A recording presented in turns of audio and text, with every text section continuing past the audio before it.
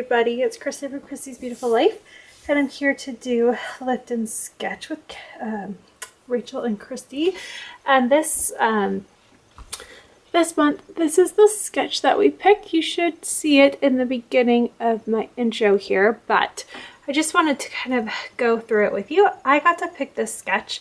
I really liked it because I thought it would play well off of doing a layout about Jackson. And I'm very much wanting to get as much of his layouts done about him being a baby before our new baby comes. So I am wanting to re-scrap this. The only reason why is the size. I actually don't have anything else to fill in with this. So I'm going to very carefully take apart the layout. I have absolutely nothing wrong with this layout. I like it a lot. But I am going to just redo it. It shouldn't be too hard to take off. I don't think I used a lot of glue. As you can see, these just fall off. So it shouldn't be too hard. I have journaling here, so we'll see if I reuse it like that.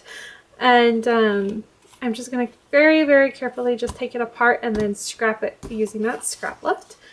Excuse me, that sketch. And I wanted to show you, I just recently, it's the 17th of January, was able to redo the organization of my pattern paper. So I now have this nice little collection of boy paper, and because I have one boy and I'll have one boy, one girl, this will be Jackson paper. So I'm just going to flip through this paper and see if any of it speaks to me into creating this layout. And so I'll flip through that, get you on fast forward and flip through that. I can kind of already tell you I'm really digging that. So I probably will go with that, but we'll see what happens. And, but this is my starting off point. So another redo of my scrap of a layout. You've seen a lot of these lately, and especially the month of January. It's just because that I'm just currently in that process. I have a decent box with quite a few layouts that I'm either going to be re-scrapping, or I pulled out of my albums because there wasn't a significant enough story to keep, and I really don't want to overload my albums, especially knowing that I'm probably going to be scrapbooking for a very, very long time, and I don't think I can have a million albums. There's just no room. So I am in part of that dilemma, and I'm just trying to fix that. But these photos and this story is something I would like to keep for him, and so I am going to get that re-scrapped. So let me get you on fast forward and see what I can create. So I'm going to start here by just kind of flipping through my pattern paper. As I was talking in my intro, I was pretty sure that once I had looked at those two pieces, that's what I was going to go with. I went to my computer and just printed a star that I'm going to use to cut out this pattern paper. I'm cutting out in the middle just so that I can take advantage of using this teal. I really like this teal pattern, and I can use it as a background, like a bordering piece. So I wanted to make sure to do that before I cut the star so I didn't forget and waste the paper that way. And that will just go into my stash so that I make sure to use it on another layout, or like that was what I was thinking. And then I'm going to cut out my star here. And then while I'm doing that, I'm actually looking at this paper thinking, you know, not just would it look great, like to hold on to that scrap to use on another one, but it might be ideal to use it as a half border so that there's teal in the other place as well. And it kind of helps tie everything in. So you will see that I trim that star background paper, that crepe paper. I think it's the Boys Rule, I believe, is the collection. And I just am going to trim it just enough so that I can actually use that and make that into a border so that it just all kind of ties into each other. I really like that idea. I thought it was pretty neat, and that was something that kind of came to me pretty easily. So that was nice. I'm going to work with my photos here now. I know I want them to kind of play off of each other and be close to one another, but not exactly sure what I'm going to do. I just kind of play around, try to figure out what I'm going to do. I'm going to trim the paper. That part I knew about, so I'm just going to do that there. And then you're going to see me pull out that strip again, and that's when I decide, oh yes, I do like this. Let's go with that. And then I try to lay my photos back down. I'm still trying to think about the placement here. It's not really working for me. I'm having some issues with how it's going to work. So I go back and decide that I did like the way that it originally looked, so I did some trimming. Bring my photos back. I went off screen a little bit and layered my 2 photos with some more pattern paper just for some added pops of color and dimension, thinking that that's going to help. And then I grab a few pieces of embellishment, trying to play around and figure out where I think things should go. I have these awesome cork stars that are from the Spiegelbaum Scrap Shop, and I know I want to use those.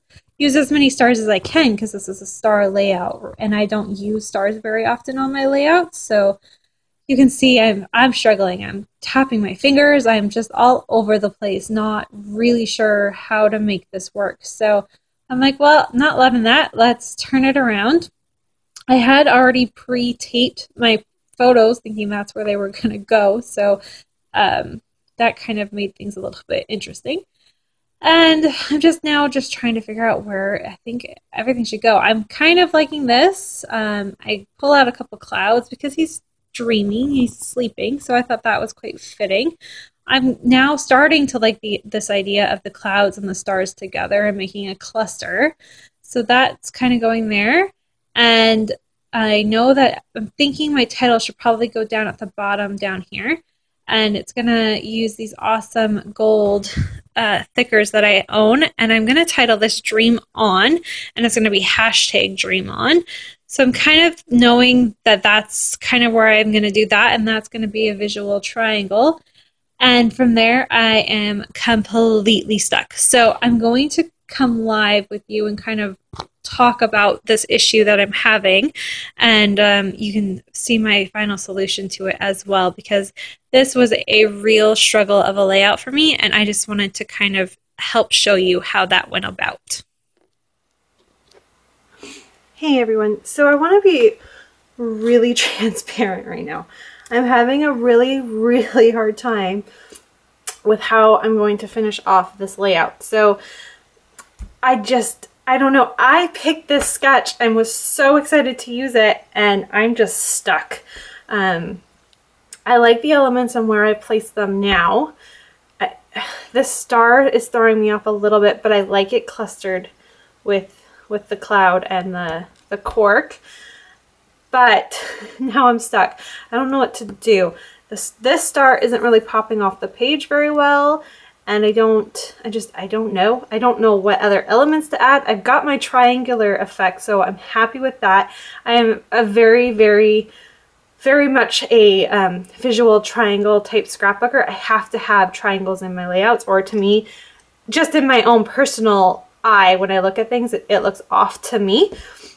I do have this fun little clip that says hugs that I'm thinking I could place somewhere, maybe. I don't know. So that's an option, but I don't know where to go. I don't know what to use for embellishments. I have absolutely no idea.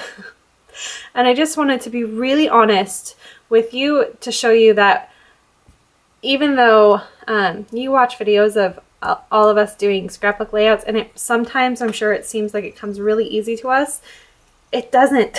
We have issues too, and I'm so stuck with this layout.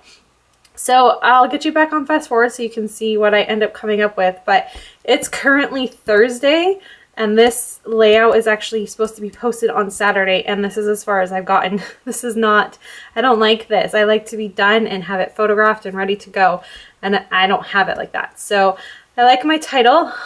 Because it's in gold, I am kind of thinking to add some gold in places. Maybe like hints of gold somewhere that might help tie in this, but I really like the way that I got my title, and I like the positioning of the title, so that's definitely staying there. I saw it on my Pinterest board it's a secret board, I think. No, it's not. The titles one isn't. It's a board that just says titles. Some of them are scrapbook layouts, some of them are just like phrases and stuff, and this is where I'm getting my titles from, because I want my titles to be a little more unique than they have been in the past, and so that's where I got the title from. And other than that, I'm just so stuck. I like this idea of this little hint of black and white, even though it's another diagonal. There's something about that. I like that contrast, so that's gonna stay there. I'm pretty sure I could tape that down right now.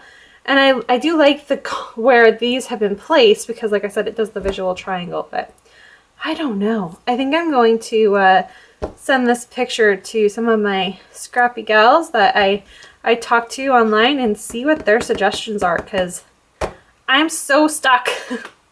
So let me get you back on fast forward and see what happens. You're probably going to see me in a different sweatshirt, because I have to go to work soon and I'm stuck. I don't know where to go from here. But I just wanted you to see my kind of thought process a little bit more so than I would be able to explain during a voiceover. So after talking to Caddy, she gave me the idea to do some stitching on the star, and then also I decided to do some stitching around the background as well.